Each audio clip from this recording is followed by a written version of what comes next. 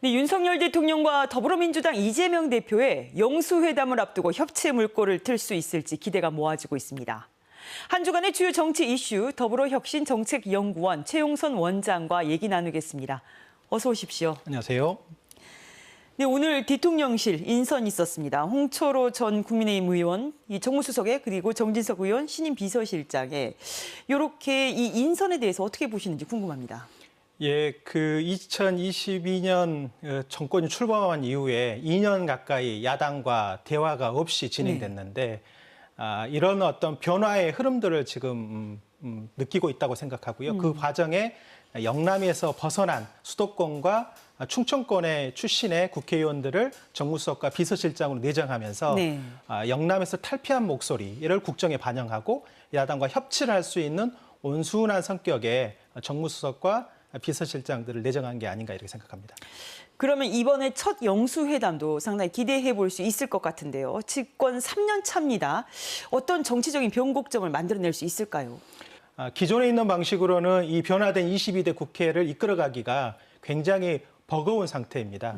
특히 야당이 압도적인 힘의 우위를 갖고 있기 때문에 야당의 협조 없이는 민생 현안이든 법안이든 예산이든 어떤 거 하나도 원활하게 국정 운영 주도 세력이 끌고 갈 수 없기 때문에 야당의 협조가 불가피한 상황이어서 저는 이번 계기로 해서 윤석열 대통령의 국정 운영 스타일의 변화가 일어나지 않을까 생각합니다. 오늘도 보니까 기자들 의견을 처음으로 받더라고요. 그 역대 영수회담을 보면 뜨거운 정치 현안들이 테이블에 있었음에도 불구하고 이게 성사되지는 않았었어요. 그런데 이번에는 어떤 의제들이 논의가 될까 또 궁금하고 어떤 내용들이 오고 갈까가 가장 관심사입니다. 어떻습니까? 과거로 돌아가 보면 김대중 정부 시절에 의약분업이 첨예하게 갈등이 벌어졌을 때 그때 그렇습니다. 이해창 그때 당시 총재와 영수회담을 통해서 이 문제를 풀기 위한 물꼬를 텄던 그런 경험이 있고요.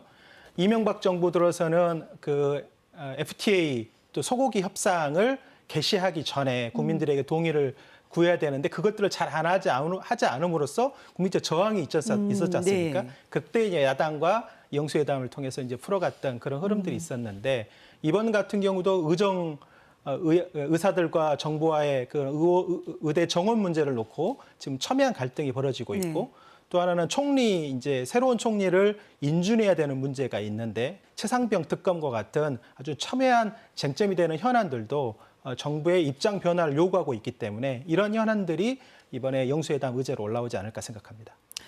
그리고 그렇다면 이 윤석열 대통령이 다른 야권 주자들을 만날 가능성도 있는지가 궁금해요.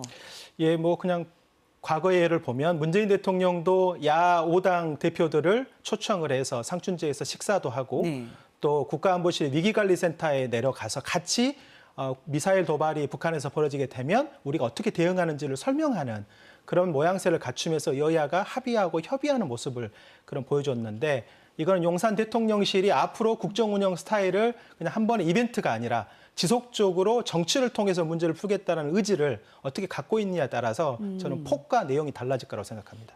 알겠습니다. 이 반면에 한동훈 전 비대위원장은 오히려 윤 대통령의 오찬 초청에 불참 의사를 전달을 했습니다. 이거는 어떻게 해석해야 됩니까? 김건희 특별법 처리하는 과정, 두 번째가 공천 과정, 세 번째가 이 의대 정원 문제를 놓고 치받는 어떤 갈등 현상이 있었는데 그게 이번 총선 결과로도 그대로 고스란히 여당의 참패로 나타났지 않습니까? 이 책임 공방을 아직까지 벌이고 있는 게 아닌가 생각을 하고 한동훈 전 위원장으로서는 책임성에서 본인이 좀 자유로운데 자꾸 대통령과의 관계가 좀 수직적인 관계로 가는 것이지 앞으로 정치하는 과정에 도움이 되지 않기 때문에 지금 숨고르기를 하고 있는 게 아닌가 이렇게 생각합니다.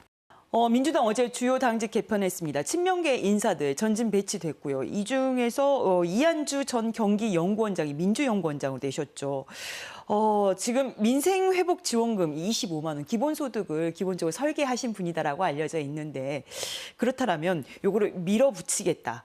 정말 주요 화두로 올리겠다라고 봐야 되는 건지 어떻습니까? 이재명 대표로서는 정부의 어떤 변화를 이끌기 위해서 이런 상징적인 인물들도 전진 배치하고 또 이번에 영수회담에서도 주요한 의제로 다뤄질 걸 보는데요. 추경까지도 염두에 놓고 경기를 좀 끌어올릴 수 있는 대책들을 만드는데 여야가 한 목소리를 내고 협의하는 모습들을 갖추기 위해서 이재명 대표가 이런 흐름들을 만들어가고 있는 게 아닌가 생각합니다. 이 25만 원 기본소득에 대한 다른 정당들의 반응은 어떤지 궁금합니다. 지금 이준석 개혁신당 대표의 경우에는 인플레이션의 우려가 좀 있기 네. 때문에 재정을 푸는 거에 대해서 부정적인 입장을 피력하고 있는데요. 그거는 보수의 근본적인 어떤 철학적인 토대가 그렇기 때문에 저는 벌어지는 거라고 이렇게 생각합니다. 오늘도 이 지지율에 대한 여론조사 결과가 발표가 됐는데 이 국회 원내 제3당으로 이제 정말 자리매김한 것 같습니다. 조국혁신당 내일 첫 방문지로 총선 이후 첫 방문지로 호남을 택했어요. 주요 메시지를 꼽는다면 어떤 것들이 있을까요? 총선 승리에 대한 감사의 성격이 좀 클 거라고 보여지고요. 또 한편으로는 민주당과 앞으로 선명성 경쟁을 해나가야 되는 것이고 민주당과 합당을 하지 않겠다고 했기 때문에 네네. 그런 과정에서 호남의 지지를 얻기 위한 뭔가 차별화된 모습들, 적극적으로 구애하는 모습들을 보여주지 않을까 생각합니다. 알겠습니다. 이 지역에서는 국회의원 당선자들 개원 앞두고 상임위 경쟁이 치열합니다.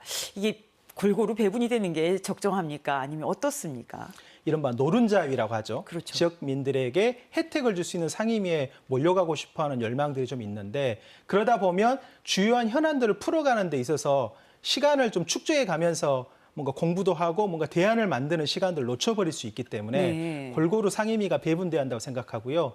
특정 노른자 상임위에 몰려가서 뭔가 튀고 싶은 것보다는 좀 묵묵하게 지역 발전에 도움이 되는 상임위로 가서 두각을 나타내는 것이 23대 국회를 앞두고 경선 과정에도 도움이 되지 않을까 생각합니다. 알겠습니다. 시간 관계상 오늘 말씀은 여기까지 듣겠습니다. 네, 최용선 더불어혁신정책연구원장이었습니다. 오늘 말씀 감사합니다. 감사합니다.